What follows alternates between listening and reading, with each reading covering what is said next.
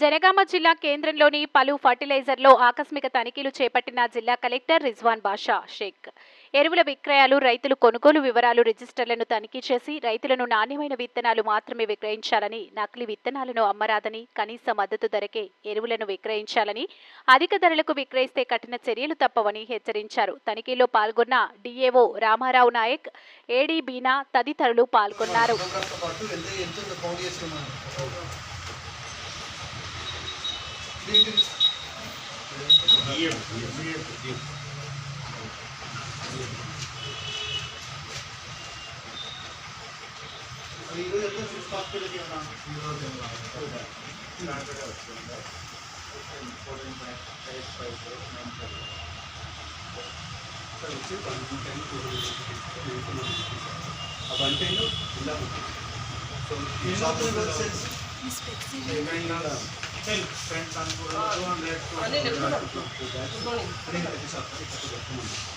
మామూలు అయితే daily over